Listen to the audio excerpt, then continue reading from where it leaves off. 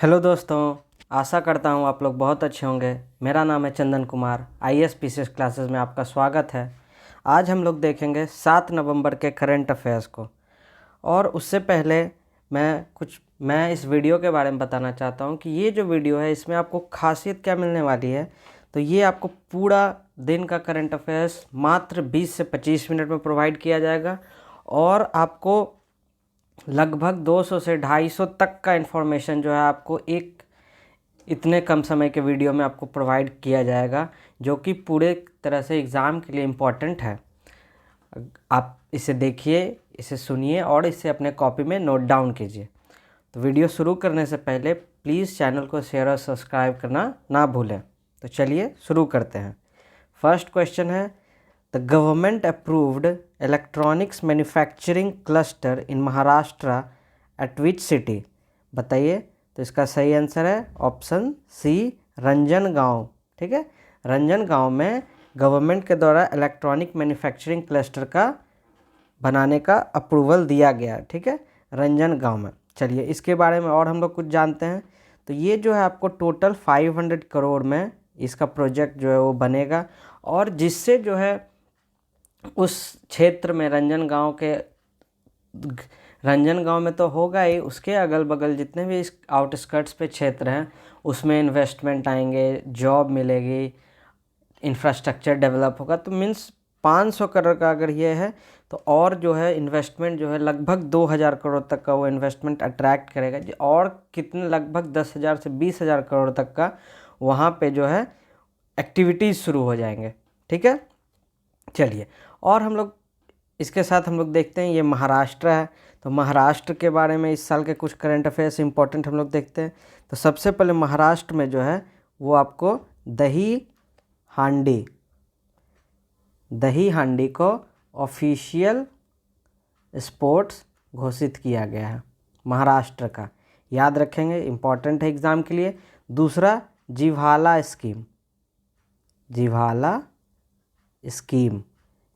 Scheme क्या है? तो ये जो है प्रिजनर्स को, ठीक है, प्रिजनर्स जो कि 3 साल से ज़्यादा का उनको सजा अगर दिया गया है तो उनको लोन प्रोवाइड किया जाएगा। ठीक है, कितना का लोन? तो 50,000 का लोन प्रोवाइड किया जाएगा। जब वो जेल से निकलेंगे तो उन्हें ये लोन प्रोवाइड किया जाएगा कि अपना ज़िंदगी जो है अच्छे से जीने के लिए उनको अपना व्यापार शुरू करने के लिए दिया जाएगा।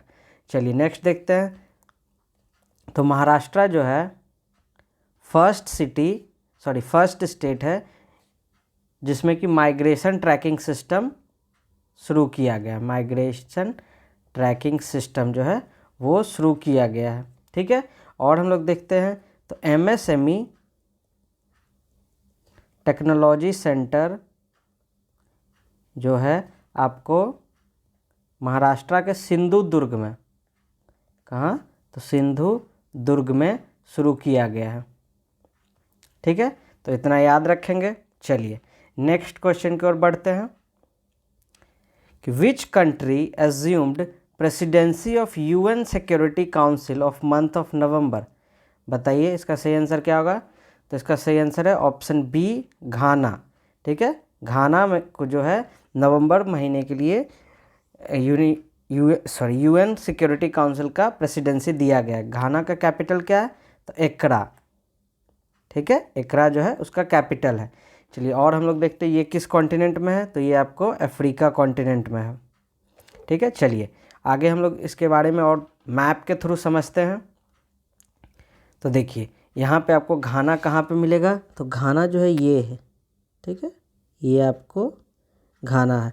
और उसके हम लोग देखते हैं बॉर्डरिंग कंट्रीज़ कौन कौन है। तो देखिए इस साइड कोट डी आइवरी हैं, और इसके हाल फिलहाल में अभी जो है ब्रांड एम्बेसडर इंडिया के बनाए गए हैं कौन? तो राजीव। ठीक है, राजीव रंजन को बनाया गया है। चलिए और देखते हैं ऊपर में कौन है। तो बुर्किना फासो। नेक्स्ट उसके बाद कौन है इधर? तो टोगो। ठीक है, याद रखेंगे ये सारे जितने भी देश हैं उसके बॉर्डरिंग के बारे में याद रखेंगे।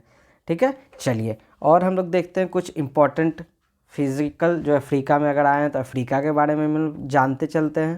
तो देखिए तो सबसे पहले अफ्रीका में हम लोग डेजर्ट के बारे में देखेंगे। तो सबसे बड़ा डेजर्ट वर्ल्ड का कौन सा है? तो सहारा डेजर्ट। ये जो है आपको कहाँ, अफ्रीका में ही पाया जाता है। ये लगभग इतना इस तरह से क्षेत्र में आपको पाया जाता है, ठीक है। और यहाँ पे आप देखेंगे, गौर करेंगे, ठीक है, यहाँ पे ये जो है साहेल रीजन है। तो साहेल रीजन बेसिकली क्या है? तो ये जब देखेंगे आप, ये सहारा रीजन है, तो इसके नीचे साइड में जब डिज़र्ट जो है वो ख़त्म होता है, या ठीक है, तो यहाँ पे झाड़ियाँ धीरे धीरे पेड़ पौधे जब बढ़ते हैं, ठीक है, तो इस रीजन को जो है, ट्रांजिशन रीजन को हम लोग साहेल रीजन कहते हैं, ठीक है, याद रखेंगे। चलिए, और हम लोग देखते हैं, देखिए अफ्रीका के ऊपर साइड में आपको एटलस माउंटेन मिल जाएंगे, ठीक है। अफ्रीका के ऊपर में आपको मेडिटेरेनियन सी मिल जाता है, इधर रेड सी मिल जाता है, याद रखेंगे, ठीक है। चलिए, और हम लोग देखते हैं, तो यहाँ देखिए अफ्रीका के सहारा डेजर्ट के बाद नूबियन डेजर्ट, ठीक है, याद रखेंगे। चलिए, यहाँ देखिए लीबिया डेजर्ट। सारे डेजर्ट जो है याद रखेंगे, किधर है वो भी याद रखेंगे। ईस्ट टू वेस्ट एग्जाम में पूछ लिया जाता है, डायरेक्शन वाइज, क्रोनोलॉजी वाइज की ऊपर नीचे, नॉर्थ साउथ या ईस्ट वेस्ट डायरेक्शन में कौन कौन है, तो वो आप सभी बता सकते हैं मैप के थ्रू, ठीक है। तो इसे याद रखेंगे एक बार अच्छे से। चलिए, यहाँ देखिए ये हो गया लीबिया, ये हो गया आपका नूबियन डेजर्ट, ठीक है। चलिए, ये हो गया आपका ईस्टर्न डेजर्ट। चलिए, ये तो सहारा है ही। चलिए, आगे हम लोग और देखते हैं, तो नीचे देखिए नामीब डेजर्ट, ठीक है, यहाँ पे आपको कालाहारी डेजर्ट हो जाता है, ठीक है। तो ये सारे आपका डेजर्ट, इंपॉर्टेंट डेजर्ट जो है अफ्रीका के हैं। चलिए, अब हम लोग थोड़ा बहुत लेक्स के भी बारे में जान लेते हैं। तो ये जो देख रहे हैं, ये आपको लेक विक्टोरिया है। यहाँ से आपको एक वाइट नाइल निकलती है और एक ब्लू नाइल, जो कि आपको आगे चल के मिलती है, ठीक है। वहाँ से फिर आपको ये नाइल रिवर जो है वो इजिप्ट के यहाँ पे आपको मेडिटेरेनियन सी में नाइल रिवर गिरती है, ठीक है। ये हो गया कौन, लेक विक्टोरिया, ठीक है। ये हो गया आपका लेक मलावी, ये हो गया आपका लेक तंगनाइका, ठीक है, याद रखेंगे ये सारे। चलिए, अब हम लोग आगे बढ़ते हैं नेक्स्ट क्वेश्चन की ओर।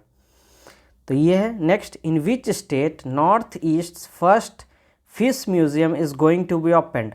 बताइए। तो इसका सही आंसर है ऑप्शन सी, अरुणाचल प्रदेश, ठीक है। अरुणाचल प्रदेश के बारे में जान लेते हैं कुछ। तो अरुणाचल प्रदेश को पहले जो है नेफा कहा जाता था, ठीक है। नेफा, नेफा का क्या फुल फॉर्म है? तो नॉर्थ ईस्ट फ्रंटियर एजेंसी, ठीक है, याद रखेंगे। और इसको जो है 1987 में स्टेटहुड प्रदान किया गया है, ठीक है। चलिए, और इसके बारे में हम लोग देखते हैं। अभी जो है हाल फिलहाल में अभी हैं, इसके गवर्नर कौन है? तो BD मिश्रा, ये जो हैं कौन है, गवर्नर हैं। और चीफ मिनिस्टर कौन है? CM। तो ये है आपका पेमा खांडू, पेमा खांडू, ठीक है, जो कि BJP से हैं। चलिए, और हम लोग देखते हैं, तो आंध्र प्रदेश की जो हाईएस्ट पीक है वो कौन है? तो कांगटू, ठीक है, कांगटो। ये जो है आपको आंध्र प्रदेश का हाईएस्ट पीक है। ये भी एग्जाम में पूछ लिया जाता है कि बता सकते हैं कि इस स्टेट का सबसे हाईएस्ट पीक कौन सा है, या इस रेंज का सबसे हाईएस्ट पीक कौन सा है। तो उस तरह से हम लोग देखेंगे आगे चल के, हम लोग हर कोशिश करेंगे कि सारी जगह का फिजिकल भी हम लोग देखते चले। तो अरुणाचल प्रदेश का जो है वो हो गया हाईएस्ट पीक कांगटू, ठीक है। और देखते हैं इंपॉर्टेंट यहाँ पे टाइगर रिजर्व कौन कौन है। तो यहाँ पे आपको इंपॉर्टेंट टाइगर रिजर्व कौन कौन है? तो नामदफा, ठीक है, नामदफा टाइगर रिजर्व, आपको Mouling tiger reserve, Mouling tiger reserve, और पक्के टाइगर रिजर्व। ये सब जो है इंपॉर्टेंट टाइगर रिजर्व है अरुणाचल प्रदेश के। चलिए, आगे बढ़ते हैं अब हम लोग नेक्स्ट, कि national tribal dance festival begins in which state? तो इसका सही आंसर है ऑप्शन ए, छत्तीसगढ़। छत्तीसगढ़ में इसे शुरू किया गया है, ठीक है, छत्तीसगढ़ के रायपुर में, जो कि कैपिटल सिटी भी है छत्तीसगढ़ का, याद रखेंगे। और अभी जो है यहाँ के गवर्नर कौन है? तो अनुसुईया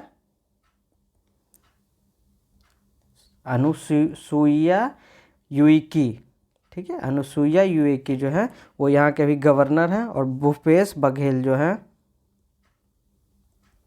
भूपेश बघेल जो है वो कौन है, तो सीएम है। ठीक है, याद रखेंगे। और हम लोग देखते हैं तो छत्तीसगढ़ में जो है, अभी हम लोग टाइगर रिजर्व के बारे में जानते हैं। तो छत्तीसगढ़ में कौन कौन टाइगर रिजर्व हैं, तो छत्तीसगढ़ में टोटल 4 टाइगर रिजर्व हैं। और कौन कौन है, तो उदंती सीता नदी एक हो गया, दूसरा है अचानक मार्ग। ठीक है,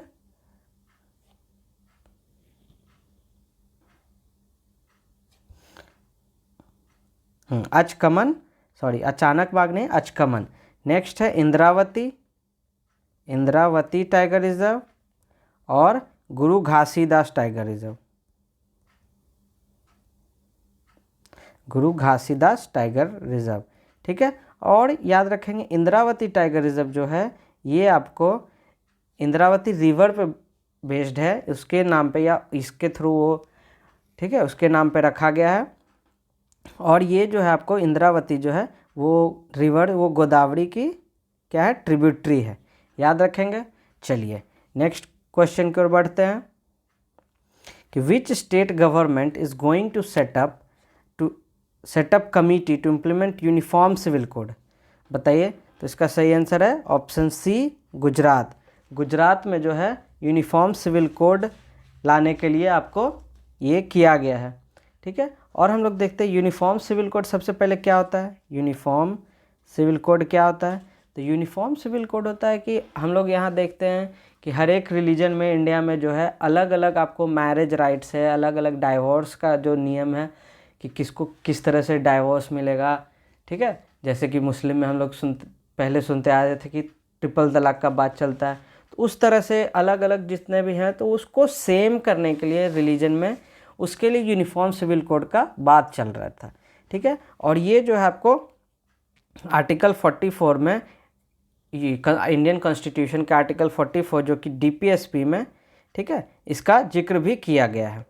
ठीक है, चलिए देखते हैं तो यूनिफॉर्म सिविल कोड क्या करता है। तो ये आपको बात करता है law for India which are applicable to all religious community such as marriage के लिए, डाइवोर्स के लिए, इनहेरिटेंस के लिए, अडॉप्शन के लिए, मीन्स बच्चे का अडॉप्ट कर रहे हैं, या इनहेरिटेंस अपने बच्चों को, जो हम लोग संपत्ति दे चलते आता है कि हम बेटा का, सॉरी पिताजी का बेटा को मिलेगा, फिर उसके बेटे को मिलेगा, तो इस तरह से जो चलते आता है तो उसी को हम लोग इनहेरिटेंस राइट्स कहते हैं। तो ये भी सारे अलग अलग होते हैं। ठीक है, तो इसका जो अब बात किए तो आर्टिकल 44 में, ये कॉन्स्टिट्यूशन में इसका दिया गया है, और ये पूरे इंडिया में लागू करने के लिए बात चल रहा है। लेकिन पहला स्टेट है जो कि कमेटी गठन किया है, ठीक है, कौन, गुजरात, जो कि यूनिफॉर्म सिविल कोड के लिए किया है। अब हम लोग देखते हैं गुजरात के बारे में कुछ इस बार का करंट अफेयर। तो सबसे पहले लेटेस्ट करंट अफेयर क्या है, तो मोरबी ब्रिज, मोरबी ब्रिज का जो मोरबी ब्रिज कोलैप्स जो हुआ था, ठीक है, तो सबसे पहले तो मोरबी ब्रिज किस नदी पे था, तो ये आपको मच्छू रिवर पे था। किस रिवर पे, तो मच्छू रिवर पे। और ये जो है आपको मोरबी ब्रिज जो है, इसमें लगभग 150 प्लस जो है लोगों का मृत्यु हो गया था। ठीक है, याद रखेंगे। और हम लोग देखते हैं तो हम लोग देखेंगे कि अभी टाटा प्लस एयरबस जो है मिलके वडोदरा में C295 जो है ट्रांसपोर्ट एयरक्राफ्ट, ठीक है, इसका मैन्युफैक्चरिंग के लिए फैक्ट्री बनाने वाला है। ठीक है, इसका मैन्युफैक्चरिंग के लिए फैक्ट्री इस्टेब्लिश करने वाला है। चलिए, और हम लोग देखते हैं तो हाल फिलहाल में Vedanta Indian company plus Foxconn जो है, जो कि एक ताइवान का कंपनी है, वो मिलके गुजरात में आपको बहुत बड़ा सेमीकंडक्टर के लिए फैक्ट्री बनाने वाला है, स्थापित करने वाला है। चलिए, और हम लोग देखते हैं गुजरात के बारे में। ठीक है, तो गुजरात में जो है पहला मधेरा विलेज जो है वो आपको पहला गांव है, फर्स्ट विलेज है इंडिया में, जो कि 24/7 सोलर पावर्ड विलेज है। ठीक है, सोलर पावर्ड विलेज है, तो आप याद रखेंगे। चलिए अब हम लोग नेक्स्ट क्वेश्चन की ओर बढ़ते हैं कि Bangladesh PM Sheikh Hasina confers friends of liberation war honour to which person. बताइए, तो बांग्लादेश पीएम जो शेख हसीना है वो किन्हें इन फ्रेंड्स ऑफ लिबरेशन वॉर प्रदान की हैं का ऑनर, तो ये हैं option C Edward M Kennedy. ठीक है, एडवर्ड एम कैनेडी, ये कहाँ के हैं, तो ये यूएसए के नागरिक थे। ठीक है, इनका बहुत पहले देहांत हो गया। और इनको क्यों दिया गया, तो 1970 वॉर जो बांग्लादेश का लिबरेशन वॉर था, इसमें इनके द्वारा जो है बहुत मदद किया गया था बांग्लादेश को आज़ादी में। ठीक है, जिस तरह से भारत जो है बहुत मदद किया था या भारत आज़ाद ही कराया था, उस तरह से इनका भी बहुत बड़ा योगदान था। इस योगदान को देखते हुए पीएम शेख हसीना जो है उन्हें ये फ्रेंड्स ऑफ लिबरेशन और ऑनर का प्रदान की हैं। तो ये जो है इनको, ये तो रहे नहीं, तो इनके बेटे को, सन को दिया गया ये अवार्ड। चलिए, हाँ, किनको, तो Edward M Ted Kennedy junior को ये अवार्ड दिया गया। और हम लोग देखते हैं तो बांग्लादेश का कैपिटल क्या है, तो ढाका। ठीक है, याद रखेंगे। और ये आज़ाद कब हुआ था, बताया अभी हम 1971 में। ठीक है, चलिए नेक्स्ट बढ़ते हैं आगे। How many officers awarded with union home ministers special operation medal. तो इसका सही आंसर बताइए क्या है, तो इसका सही आंसर है ऑप्शन सी 63। ठीक है, ये जो लोगों को special union home minister special operation medal से नवाजित किया गया है। ठीक है, ये जो है आपको मेडल जो है ये आपका होम मिनिस्ट्री के अंतर्गत आता है। और ये जो है 4 ऑपरेशन जो है स्पेशल ऑपरेशंस होते हैं, उसमें जो लोग अपना महत्वपूर्ण सेवा देते हैं देश के लिए, उसके लिए इसे प्रोवाइड किया जाता है। वो 4 कौन कौन है, तो आपको देखिए टेररिज्म के लिए दिया जाता है, बॉर्डर एक्शंस के लिए दिया जाता है, आर्म कंट्रोल के लिए दिया जाता है, और prevention of narcotics smuggling and rescue operation, ये सब के लिए आपको दिया जाता है। और इस बार जो जितने भी लोगों को दिया गया है 63 लोगों को, ठीक है, वो किस किस स्टेट से बिलोंग करते हैं, तो वो आपको तेलंगाना से, पंजाब, महाराष्ट्र, दिल्ली और जम्मू कश्मीर से, ये 5 जगह से ये सारे जो 63 लोग हैं ये आपके बिलोंग करते हैं। और ये जो अवार्ड दिया जाता है, कोई भी अवार्ड जो है खासकर पुलिस वगैरह को जो दिया जाता है, आर्मी ऑफिशियल्स को दिया जाता है, वो उनके मनोबल को बढ़ाने के लिए दिया जाता है, उनके योगदान को देखते हुए उनको गौरवान्वित महसूस कराने के लिए दिया जाता है। तो आप, आई होप आप लोग ये समझ रहे होंगे।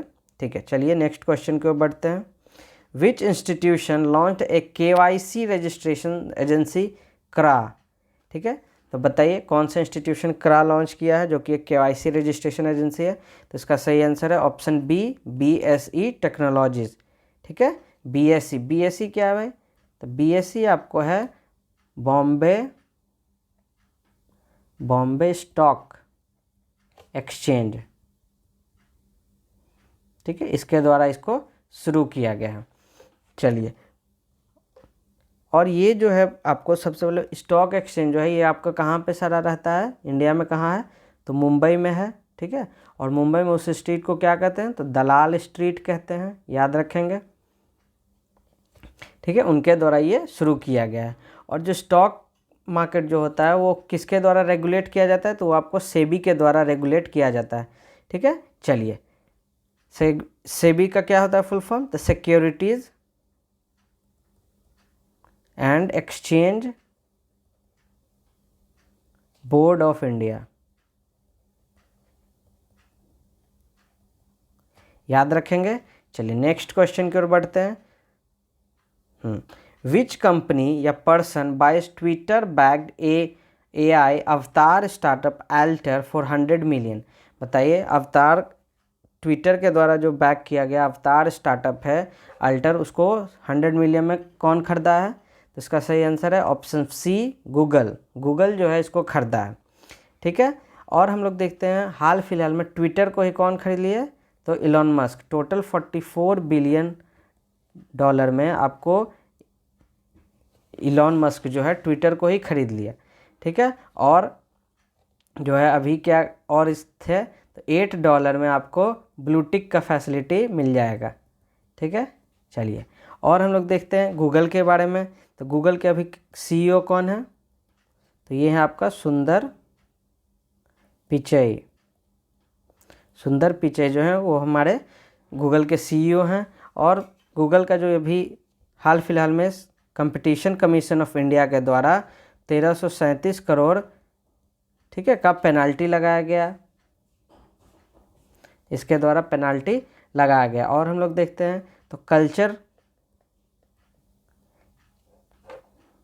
कल्चर मिनिस्ट्री और गूगल के द्वारा इंडिया की उड़ान इनिशिएटिव शुरू किया गया। कौन सा?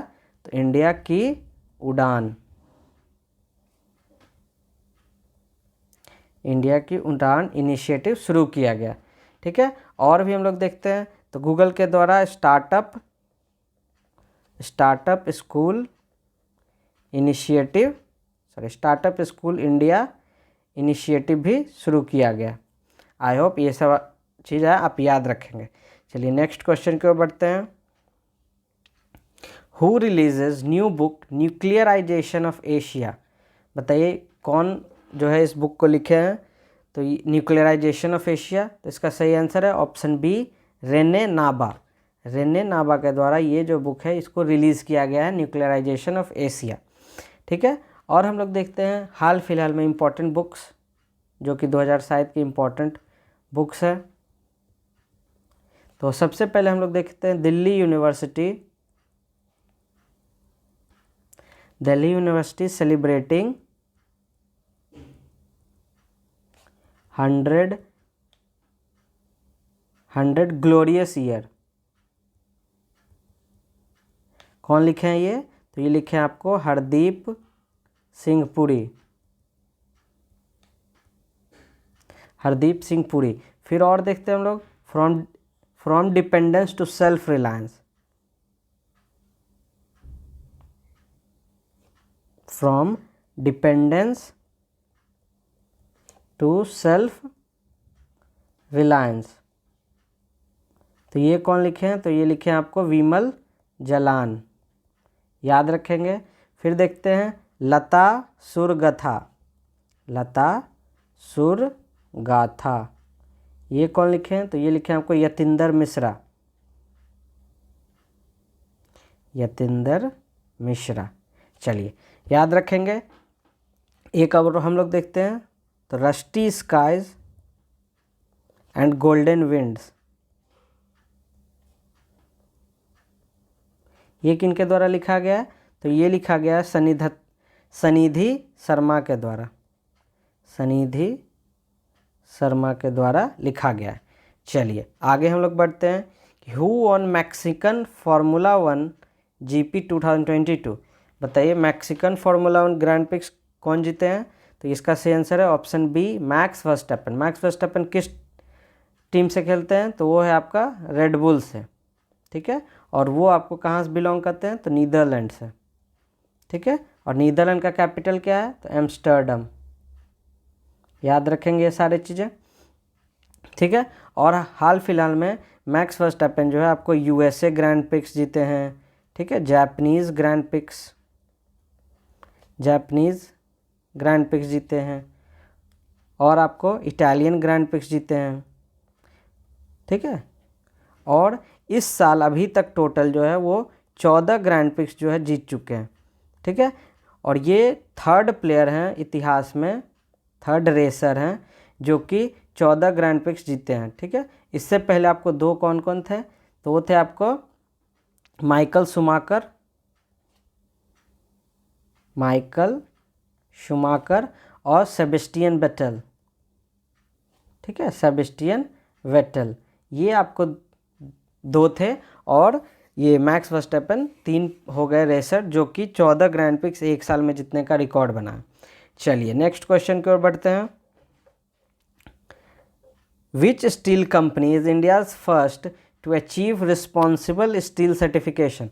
बताइए। तो इसका सही आंसर है ऑप्शन बी, टाटा स्टील को ये मिला है, ठीक है। पहला स्टील कंपनी है जिसको कि रिस्पॉन्सिबल स्टील सर्टिफिकेशन प्रोवाइड किया गया। तो रिस्पॉन्सिबल स्टील सर्टिफिकेशन क्यों प्रोवाइड किया जाता है?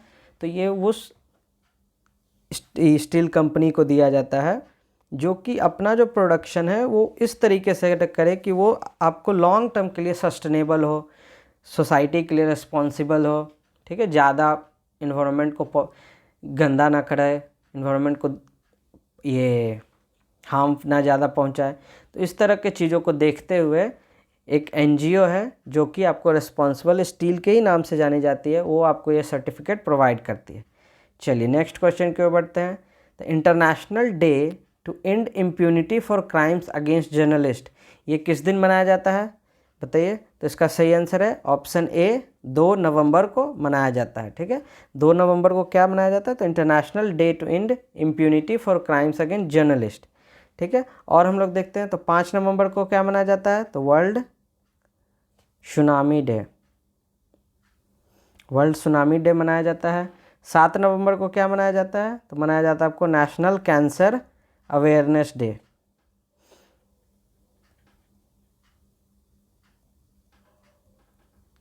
Awareness day. और 10 नवंबर को क्या मनाया जाता है? तो ये मनाया जाता है आपको world science day for piece and development, for piece and development, याद रखेंगे। चलिए नेक्स्ट क्वेश्चन की ओर बढ़ते हैं।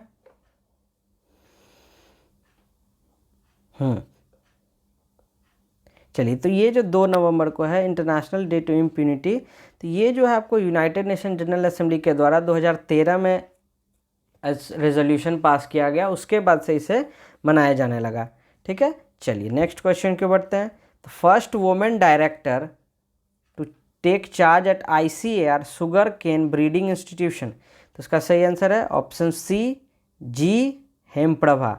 इनके द्वारा जो है ICAR के शुगर ब्रीडिंग इंस्टीट्यूशन का भार जो है संभाला गया है। ठीक है, और ये पहली वुमेन डायरेक्टर भी हैं। चलिए और हम लोग देखते हैं तो सोमा मंडल कौन है? तो CEO हैं किसके? तो CEO हैं आपका steel authority of India limited का, सेल की। ठीक है, रेखा शर्मा भी कौन है? तो ये आपको नेशनल कमीशन फॉर वुमेन है। ठीक है, नेशनल कमीशन ऑफ वुमेन के चेयरमैन हैं। चलिए नेक्स्ट आगे बढ़ते हैं हम लोग।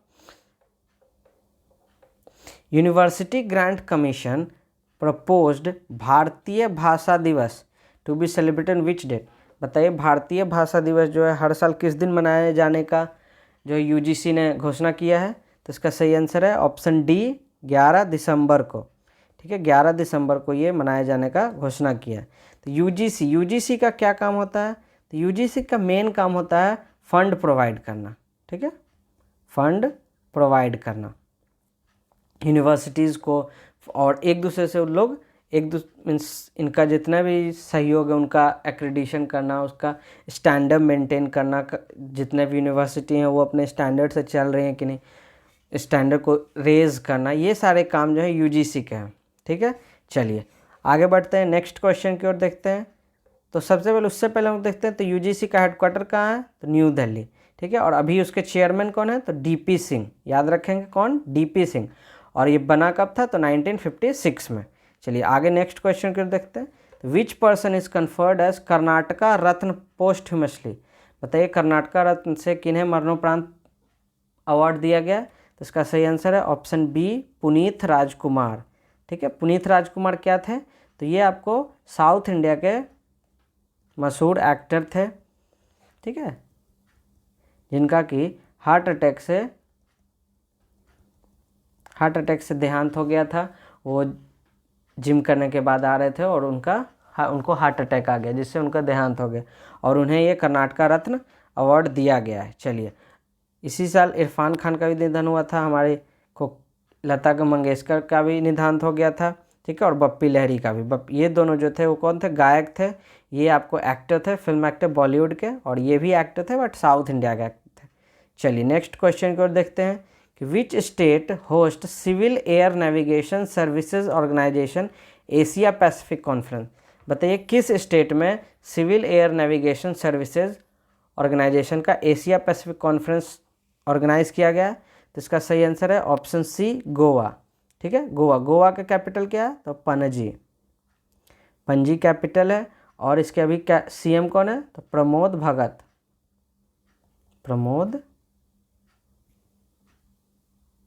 सॉरी प्रमोद भगत नहीं, प्रमोद सावंत, ठीक है, प्रमोद भगत जो कि बैडमिंटन, हम लोग के पैरा बैडमिंटन के बहुत स्टार प्लेयर हैं, ठीक है, उनका नाम है प्रमोद सावंत, सॉरी प्रमोद भगत, उनका याद आ गया था। चलिए नेक्स्ट हम लोग और देखते हैं।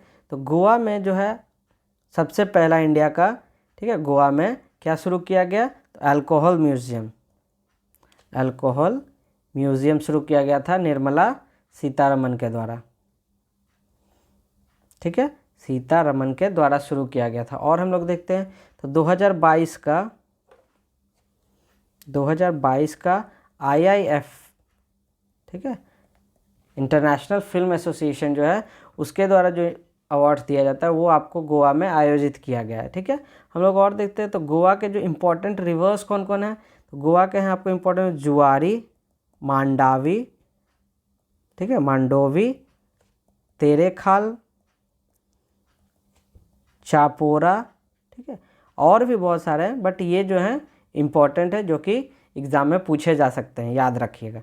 चलिए नेक्स्ट देखते हैं। Which state chief minister launches लखपति दीदी योजना, बताइए लखपति दीदी योजना जो है किस स्टेट के CM के द्वारा लॉन्च किया गया है, तो इसका सही आंसर है ऑप्शन डी उत्तराखंड, ठीक है, उत्तराखंड के CM के द्वारा ये लॉन्च किया गया है। और हम लोग देखते हैं तो उत्तराखंड के CM जो हैं पुष्कर सिंह धामी, इनके द्वारा लखपति दीदी जो है देहरादून में शुरू किया गया। इसमें है क्या भाई, तो ये मेला था, ठीक है, मेला है जिसमें कि जो वुमेन है, रूरल डेवलपमेंट मीन्स वुमेन जो वहाँ के गांव की हैं उनको, ठीक है, आगे बढ़ाने के लिए, उनको शुरू करने के लिए, स्टार्टअप वगैरह शुरू करने के लिए, उनको जो है, ठीक है, सेल्फ हेल्प ग्रुप बनाने के लिए, उनको प्रोत्साहित करने के लिए ये लखपति दीदी योजना शुरू किया गया है, ठीक है। चलिए नेक्स्ट देखते हैं। Indian army collaborated with which company to install EV charging station, तो इसका सही आंसर है ऑप्शन बी टाटा। टाटा के साथ जो है वो इंडियन आर्मी मिलके आपको जो बॉर्डर रीजन्स है उसमें आपको चार्जिंग स्टेशंस बैठाने मीन्स लगाने के लिए MOU साइन किया गया, एग्रीमेंट हुआ। तो यहाँ पे बात आता है कि टाटा के साथ जो है इंडियन आर्मी जो है क्यों कर रही, तो मेनली जो है इंडियन आर्मी आपको बॉर्डरिंग एरियाज में मिलते हैं जो कि आपको बहुत ही हिली एरियाज़ है, खासकर हिमालयन रीजन्स में, और वहाँ पे अब जितने भी टूरिस्ट हैं या फिर ट्रक्स हैं, आर्मी के ट्रक जाते हैं, तो उसको EV करने के लिए ये किया जा रहा है, क्योंकि उससे भी पॉल्यूशन, जो एयर पॉल्यूशन बहुत होता है, वो जो वहाँ के इन्वायरमेंट के लिए सही नहीं है, ठीक है, तो उसके लिए ये सब शुरू किया जा रहा है जो कि इन्वायरमेंट के लिए काफ़ी अच्छा कदम है।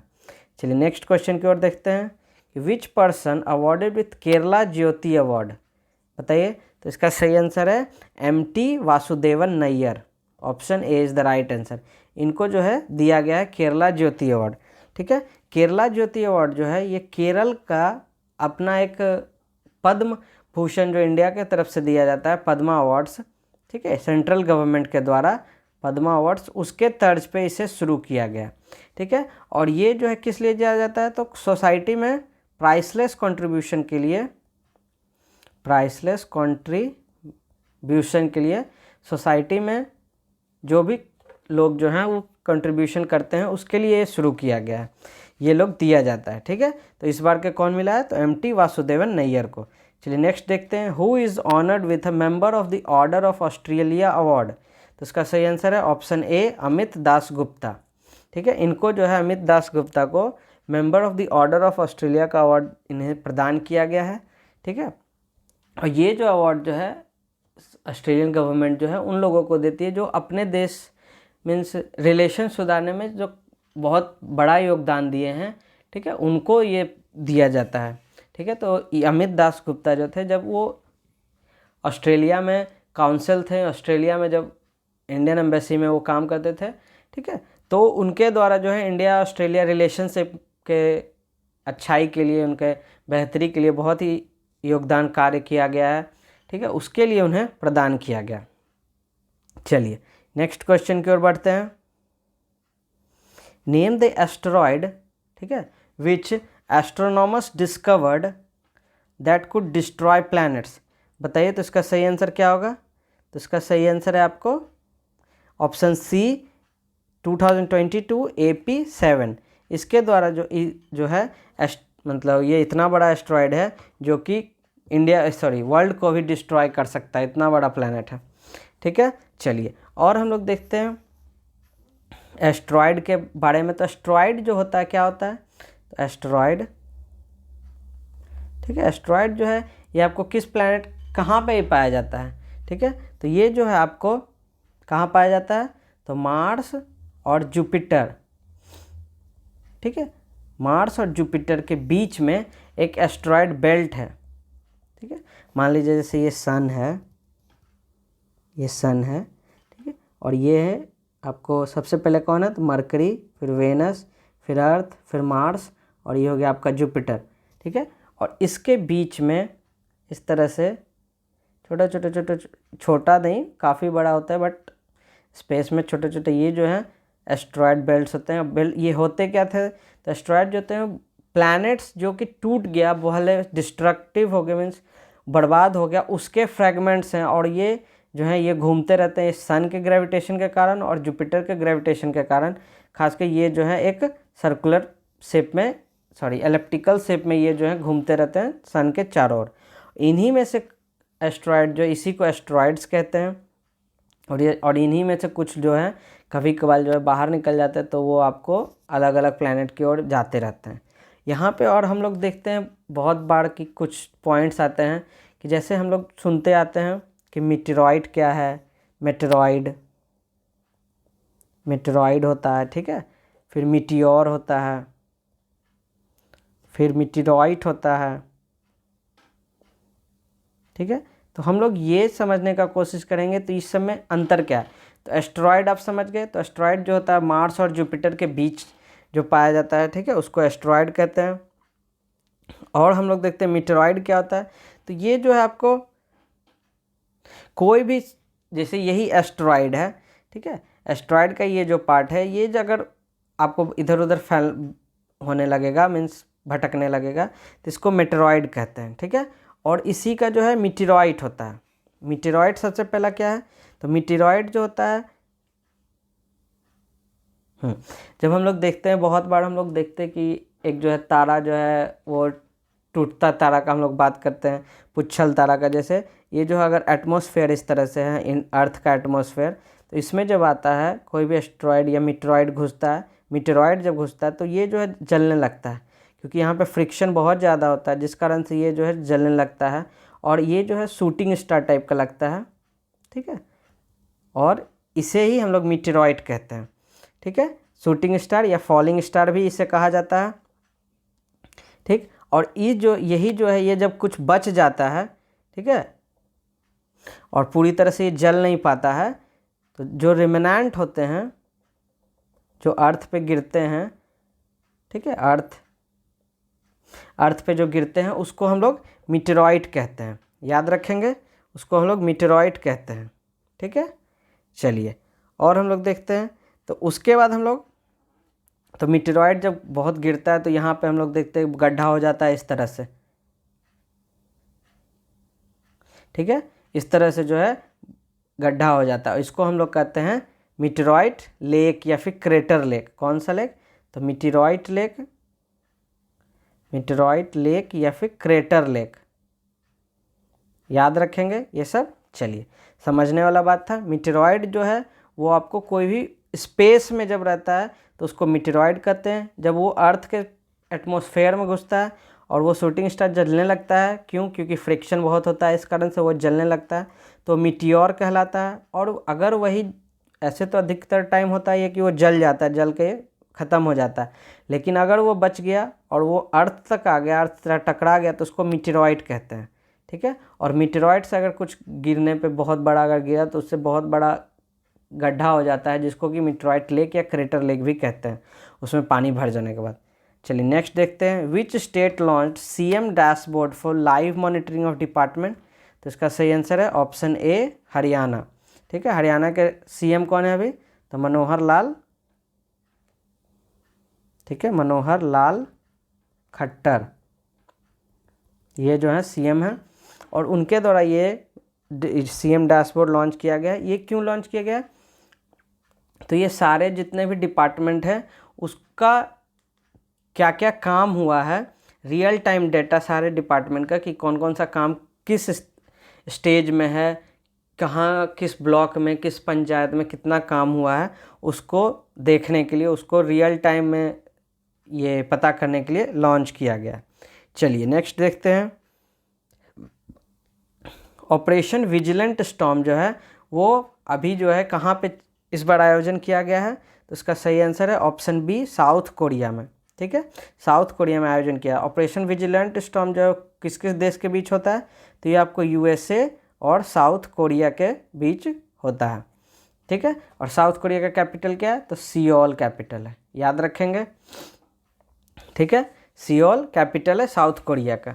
और हम लोग देखते हैं साउथ कोरिया और नॉर्थ कोरिया के बीच जो है, साउथ कोरिया और नॉर्थ कोरिया के बीच कौन सा लाइन जो है, कौन सा लैटिट्यूड जो है अलग करता है, तो 38 डिग्री पैरेलल जो है वो आपको अलग करता है, याद रखेंगे, बहुत इंपॉर्टेंट है। चलिए नेक्स्ट क्वेश्चन की ओर बढ़ते हैं। हाँ, अब हम लोग देखते हैं यहाँ पे मैप थोड़ा सा। ठीक है, मैप के थ्रू देखते हैं। तो ये जो है आपको, ये साउथ कोरिया है। ठीक है, यहाँ आपको ये नॉर्थ कोरिया हो गया। यहाँ पे ये जो है इस तरह से 38 डिग्री पैरेलल लैटिट्यूड जाता है। ठीक है, याद रखेंगे। और हम लोग देखते हैं, ये देखिए सी ऑफ जापान है गया, ये आपको पैसिफिक ओशन इधर हो गया, इधर आपका ईस्ट चाइना सी हो गया। यहाँ जापान है, जापान के बारे में हम लोग कुछ जानते हैं। तो जापान जो है मेनली आपको फोर आइलैंड से मिलके बना हुआ है।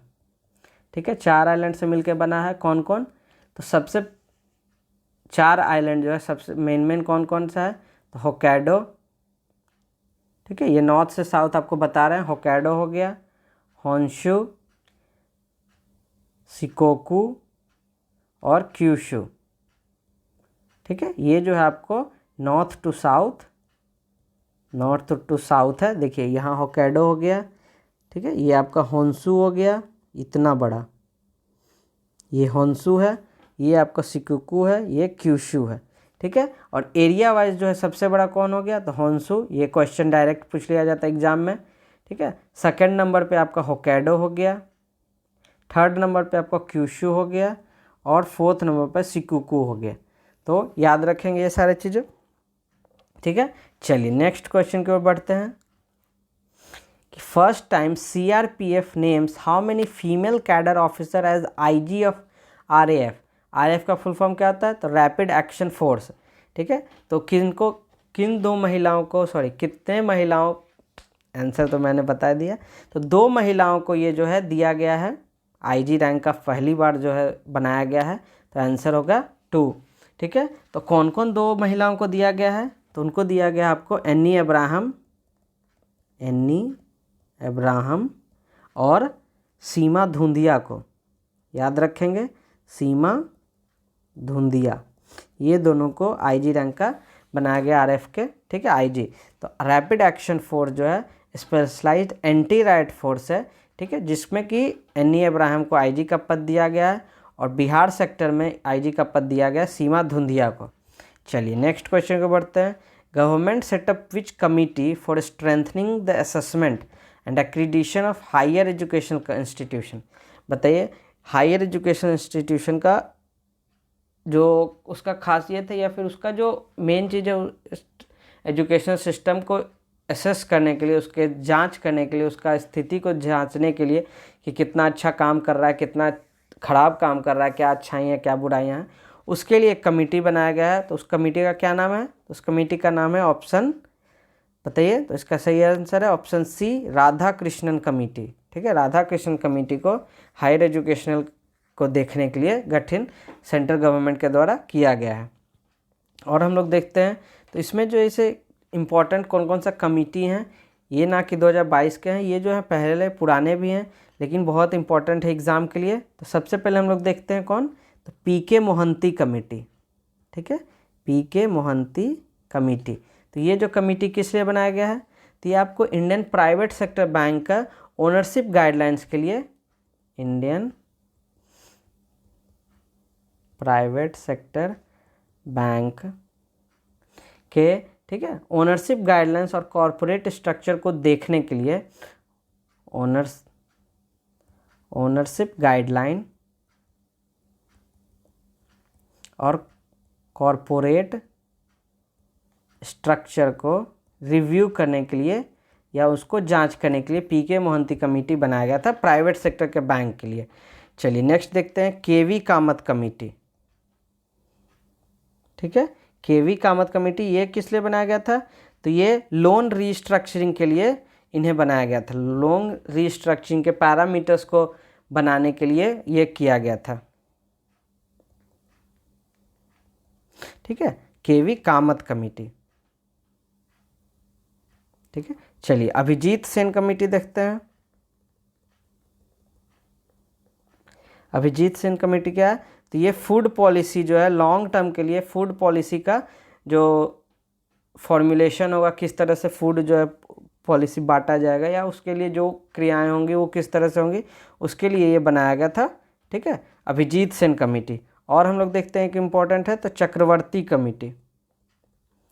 चक्रवर्ती कमेटी ये किस लिए किया गया था? तो मॉनेटरी पॉलिसी के लिए, मॉनेटरी पॉलिसी को रिव्यू करने के लिए किया गया था।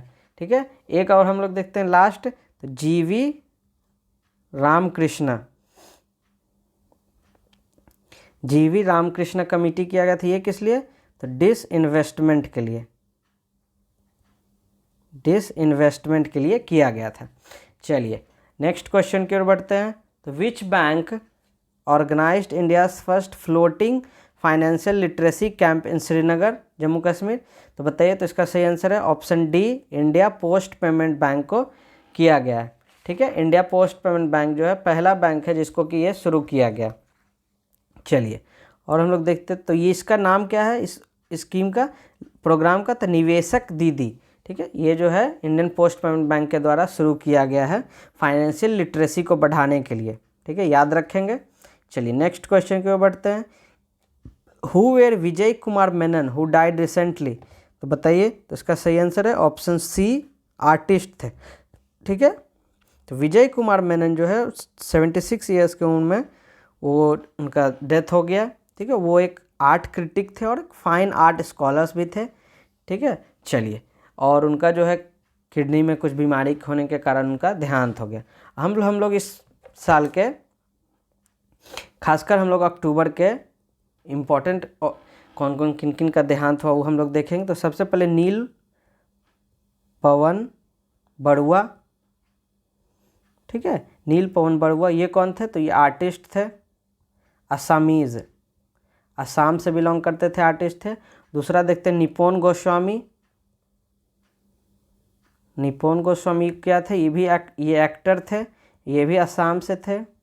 चलिए नेक्स्ट है मुलायम सिंह यादव। मुलायम यादव ये एसपी पार्टी से, ठीक है, सीएम थे, यूपी के सीएम, फॉर्मर सीएम। चलिए नेक्स्ट देखते हैं तुलसी तांती। कौन? तो तुलसी तांती ये कौन थे? तो ये सुजलॉन एनर्जी के चेयरमैन थे। ठीक है, या संस्थापक थे, फाउंडर थे। कौन? तुलसी तांती। नेक्स्ट है पिनाकी चौधरी। पिनाकी चौधरी ये कौन थे? तो फिल्म डायरेक्टर। याद रखेंगे। चलिए यहीं पे ये वीडियो जो है समाप्त करते हैं। अगर ये वीडियो आपको पसंद आया हो और अगर मेहनत आपको दिख रहा हो तो प्लीज़ चैनल को शेयर और सब्सक्राइब करना ना भूलें। चलिए धन्यवाद, आपका दिन शुभ हो।